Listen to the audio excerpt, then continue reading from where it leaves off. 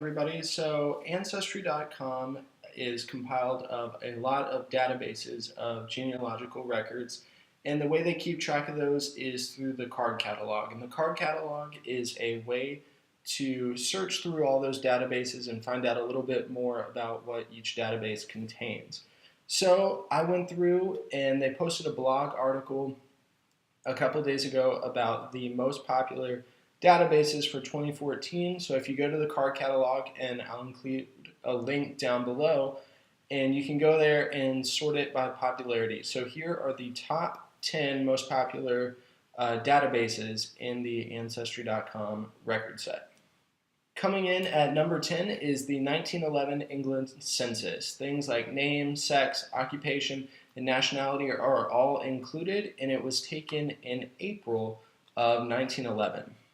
Coming in at number 9 is the 1880 census. The 1880 census is important due to the fact that it is the only census we have for the last two decades of the 1800s. The 1819 census was destroyed in a fire, and what wasn't destroyed in a fire was later discarded. So the 1880 census plays a huge role for us to get insight into the 1800s. Coming in at number 8 is the 1910 U.S. Census. It's the 13th census that the United States did. Things such as year of immigration and if the immigrant was able to speak English or they spoke their native tongue were included on this census. Coming in at number 7 is the Find a Grave Index. Find a Grave was recently purchased by Ancestry.com, and it is a database of user-submitted genealogical information that mostly centers around headstones and pictures of headstones in cemeteries. And if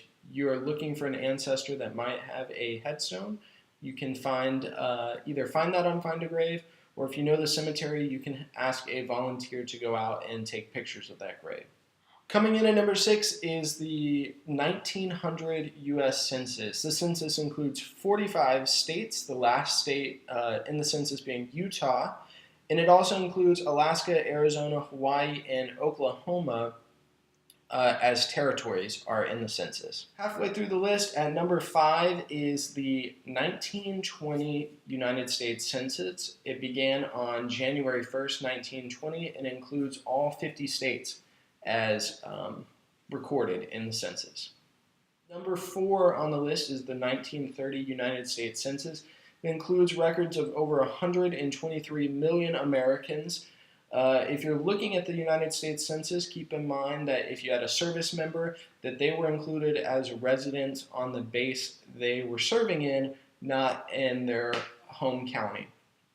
Also, this is a great census for beginners to start out with due to the fact that there's over 100 million names in the database. Coming in at number 3 is city directories. City directories are compiled for all states except for Alaska and range anywhere from the mid-1800s all the way to the mid-1900s. These city directories can provide valuable information such as addresses on ancestors, if they were in maybe a business partnership, their partners' names, as well as forwarding addresses if they had moved locations possibly. Getting down to the final two, number 2 on the list is the 1940 United States Census. 87% of Americans today can connect to relatives on the census. The 5 most popular surnames in the census were Smith, Johnson, Brown, Williams, and Jones. Coming in at number 1 on the list of most used Ancestry.com databases is public member family trees. These trees are created by members of Ancestry.com as they do their own genealogical research. And then Ancestry.com, if the user has marked them public, has indexed that information and made it searchable for other users.